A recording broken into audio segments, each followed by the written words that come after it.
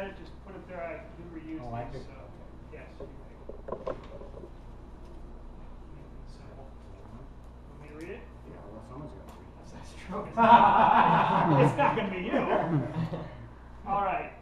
What do you do to make sure you get what you want in your life? Now that is a good question.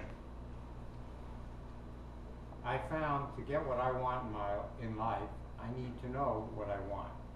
So the first thing I do is spend some time sitting on a nice comfortable couch reflecting on a question such as that, sort of in a meditative way. And then as my ideas get clearer and clearer, I do what any academic does. I go out and buy a book on how to get things in your life. And then I read the process, implement that process, which usually comes down to making a list.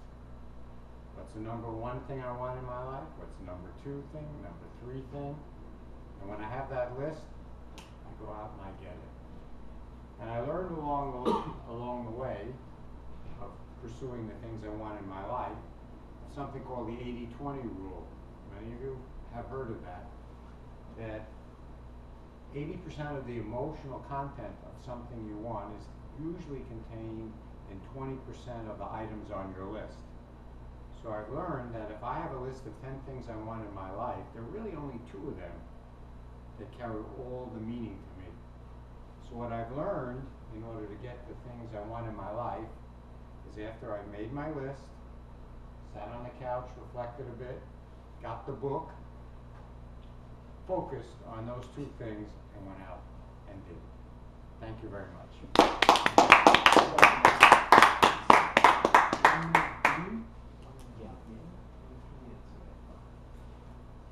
Good? All right. I know, it's trial by fire. It's all right. It's a learning experience. It's okay. It's a learning experience. It's part of it. You're in the deep end here, Victor. Appreciate your volunteering. Need someone else to... Speaking of volunteer. Press.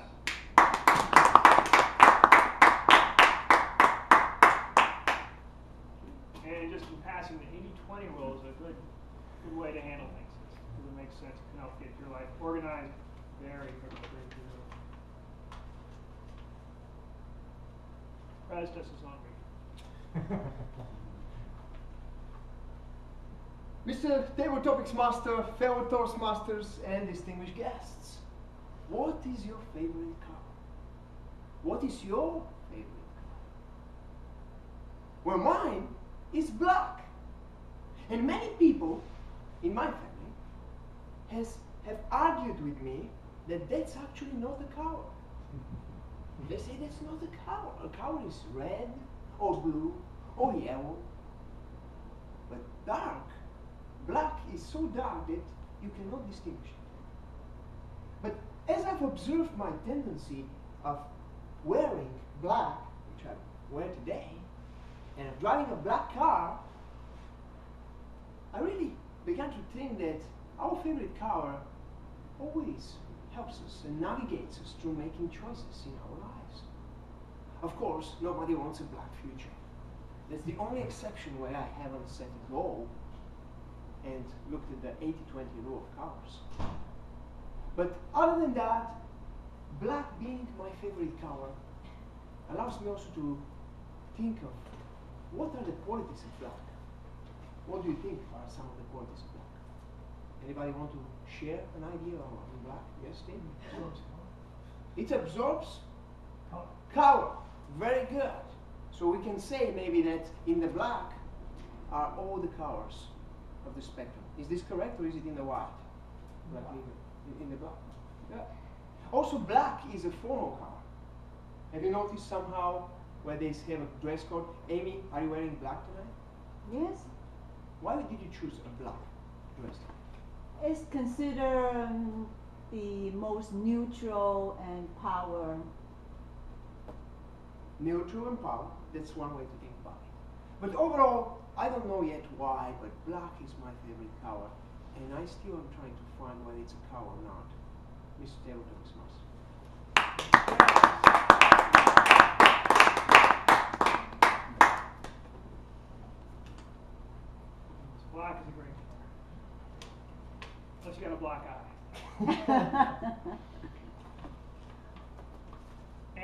next volunteer of the clock, pardon me, I'll have to use more primitive visual aids. Kyle's smiling at me. Always good to stay. I think I just got Are you a self-reader or do you want me to read? I give you full choice here. I will read for you and simplify your life. What is your favorite time of day and why? My favorite time of day would be the morning. I seem to be much more alert and confident. I seem to get up and get going better. And I seem to have a lot more energy that drives me in a positive way in the morning time. As the day goes on, I tend to get a little bit more tired, a little bit more drawn out. I tend to get a little bit more negative sometimes as I get more tired. So I've always found that my best time of day is the morning, when I am most productive and fresh and really just the best at what I'm doing at that particular time.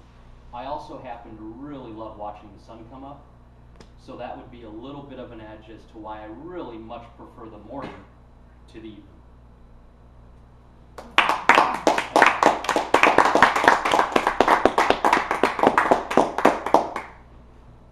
Kyle, would you like to do my evaluation contest for me? Because it's going to be really early in the morning and it'd be perfect for you. I'm more of an evening kind of guy myself. All right. Victor, I want to give a break to you there. Yeah. There you go. And we'll get Victor up here to help us out. All right, Victor. I won't overburden you. I'll read the question out.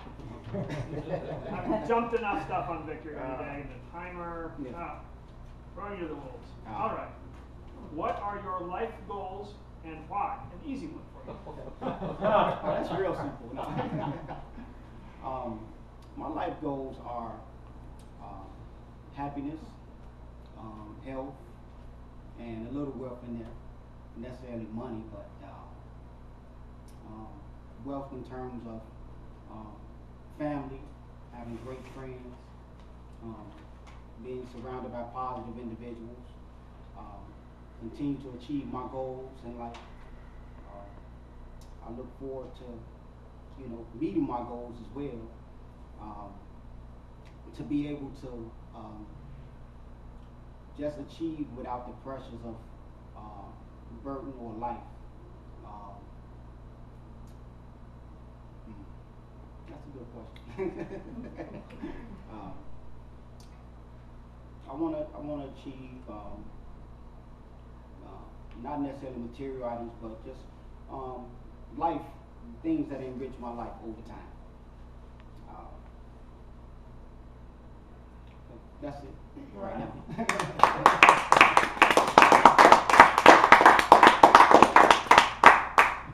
I'm definitely with you, Victor. I agree. It's good to have those sort of life goals. Of course, a little money never hurts anything else. All right. Definitely have some more time left. A lot of people there. Eddie's eager to go. Hi, Eddie. I won't abscond my duty anymore. I'll read the question. What do you consider the most important challenge the world faces, and why? Thank you, Tim. I believe the most important challenge the world faces is keeping this world around. I think that we have so many obstacles and so many natural things to worry about. For example, pollution, meteorites. Just keeping this world intact is the greatest challenge that the world faces.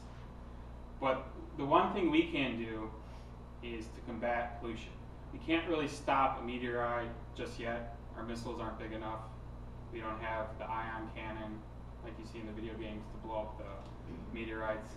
So the only thing we can do is combat pollution. And I think it's the small little things. It's all about us taking little small steps. Like I was at Kmart the other day, and this lady gives me a plastic bag for a toothbrush. And she hands me the plastic bag, and I just take it out, and I said, no, I'm okay. I'll just take the toothbrush. And I think so small little things we can do, conserve energy, conserve our natural resources so this world can be around a lot longer. And then once we come up with a solution to travel outside this world and go and live in space or another planet, then we can come up with another strategy. But right now we have to take care of this Earth. That's the biggest challenge that we face as a human civilization and as a member of this Milky Way galaxy. Check.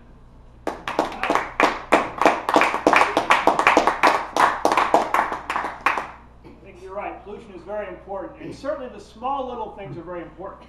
However, I think the big little things are what people forget about so often. Thank you, Ken. I did not just for Ken. Only for Ken. We agreed on that afterwards. Ken, just give him a look. You're like it. It's a little big thing. No, it's a big little thing. That's a little big thing. Yeah, right. Dustin Hoffman. Yeah, I got this crowd now. All right, our next volunteer for table topic. Time for one more. And Amy and her beautiful black outfit is going to show us how it's done.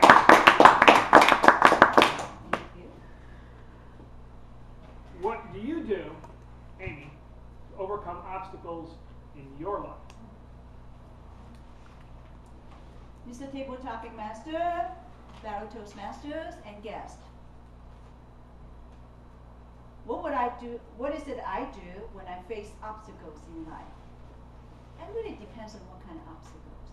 Are they the big little obstacles or the little big obstacles? Are they the big or the little?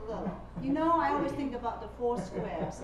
So depends on which quadrant they are in. I think I will use different tactics, right? I mean, you would want to be able to use the right tool for the right job. And I wouldn't say I have just do one thing to everything, because that wouldn't always be the efficient way. You know, sort of like they use a big torch to kill an ant.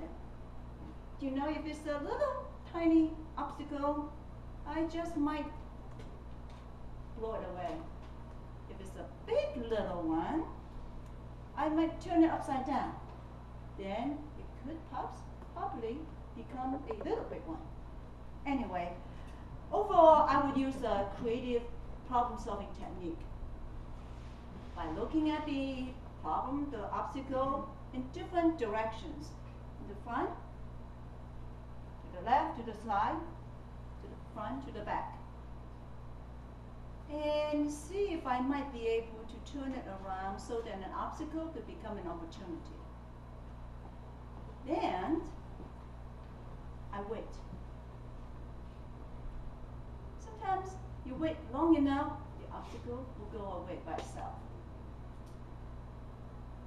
And if it doesn't, then go to the second procedure, which will be looking for the right tool. Mr. Toastmaster.